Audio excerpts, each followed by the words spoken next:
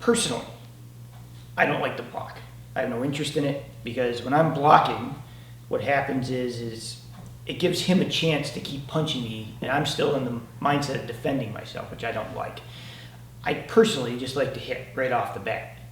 But sometimes in life that doesn't happen. So I want to give you some options in case it doesn't. Blocking is resistance.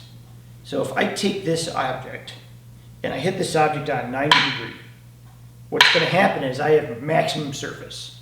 And when it hits, it's going to stick and it's going to create a lot of shock going through it, right?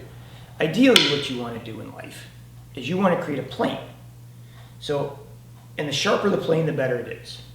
So if I go like this, I still take a little force. If I go like this, I take less force. If I go like that, I take less force. That's all it is. So the sharper your plane, the better your movement.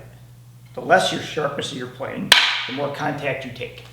So I haven't done karate forever, back in the day. A lot of instructors would teach you to block and stop, and you would give a lot of surface area. But that means you take the whole blow. Now, I understand in real karate, if you understood it and your arms were conditioned to a certain point and you weren't actually blocking, you were trying to strike them in places that made their arm basically stop working, that's fine. But that's not how it's taught. People teach people to try and stop things with big surface area. When you do that, you take the full brunt of the shot, which is not really great. If he's coming down, just as an example, I know people usually don't come down, it's an idea. When he's coming down, if I go like this, I take a lot of that, which I don't want. But if I create a sharp angle and he's coming down, this is going to go that way. So if he throws a hook punch, and I go like this, you see it just like the sticks. I've given him a 90 degree.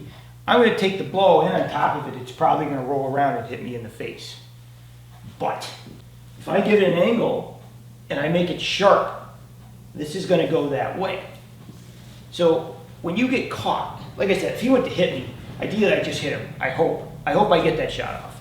But maybe I don't. Maybe he caught me in a bad spot, and maybe I have to protect myself. Now, instinctively, when people get scared, their hands come up and your shoulders come up because it protects the neck. That's just evolution. Your body's been doing that forever. So as your hands come up, I don't want to stop it. I want to let it go by. Because what happens is if I stop this, inevitably here comes the next one. Right? That's always bad. But if this goes by me, at least it gives me a chance to get off to an angle where he can't just plant me again. So let's say he throws like a straight punch, and I go like this. And I'm like, uh-oh, here comes that hook. So if I can do this, at least it gives me a chance to get in and work.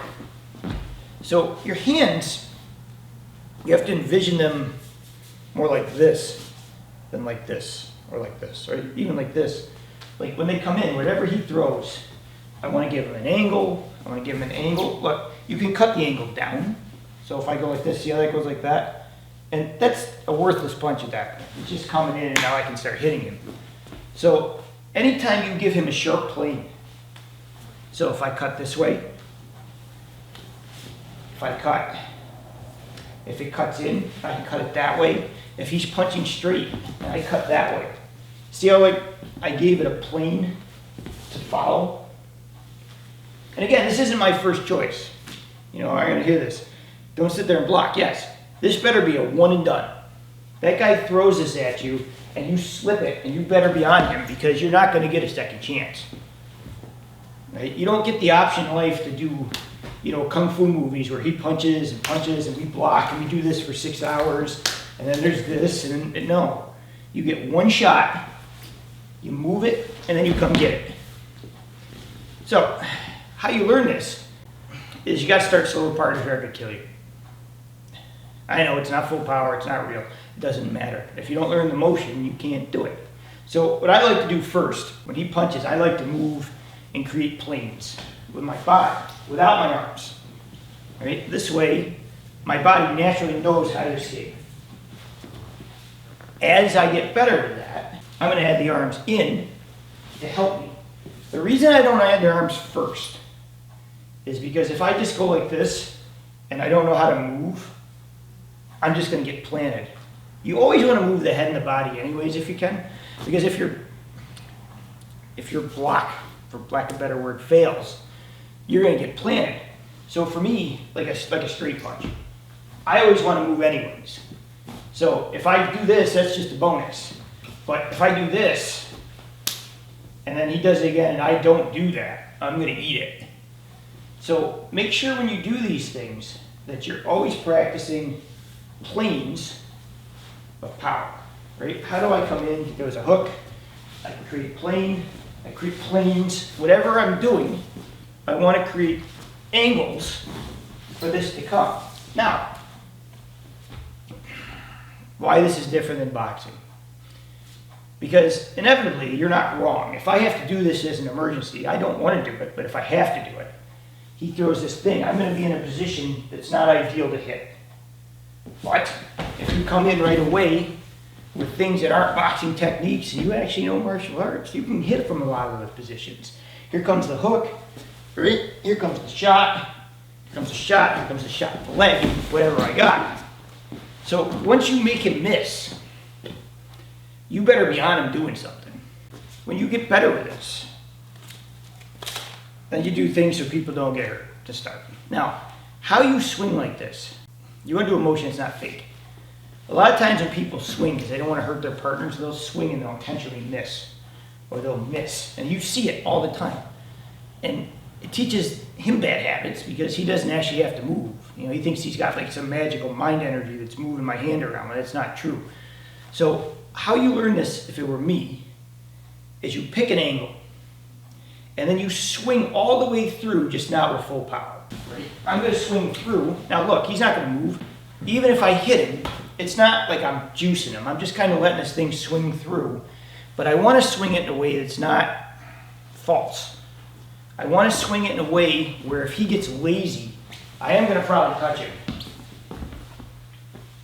Don't short it. Don't stop it. Let it come through. And if you're doing this stuff, even if he doesn't move, he'll be all right. He'll live. Just don't juice him. But it has to be a complete punch. So if he takes a punch at me, see, look, I have to move with that because I don't have any choice. Like, I felt that graze my ear and my head, and that's going to happen in a real fight. You're going to get touched. It's fine. But he pulls it short. I don't really have to move. It's not true. So let it come through, and then you go. And what happens is inevitably, you start letting it come with either hand in either direction. You can throw straight. You get used to the idea that you have to protect yourself and use these angles to help yourself. And again, it's a drill. I understand you're not going to get 10 of these. You only do this because by doing it for long repetitions, you start to see more angles and you get more work. In reality, if he swings at me and misses, I better be in on it. It better be immediate. I don't have time to sit there and do 5 or 6. Here comes the blow, right here comes the shot, here comes the shot, here comes whatever I'm in, I'm on him. If you don't practice with depth, you're never really going to know. So as it comes in, like I said, look, see how the angle's here? I created an angle, it was sharp, he went that way.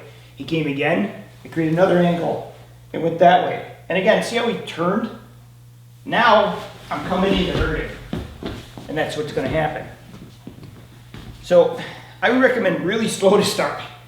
You know, let these things come in and practice how they move. If you don't, you're going to struggle. But over time, you pick it up, pick it up, pick it up, and then you work counters into it. So go slow, don't hurt each other. Again, remember, important, don't stop things and give them 90 degrees. You're just hurting yourself. And if you're not smashing trees and your forearms are this big, you're just hurting yourself anyways. That's the problem with modern karate. Everyone wants to do the motions, but they don't want to do the conditioning. Well, the motions don't work without the conditioning in a lot of those styles. So you're better off deflecting and picking an angle that's better for you than to try and physically stop it. Thank you for watching. Please like and subscribe. Leave comments. Feel free to share. It helps the channel grow.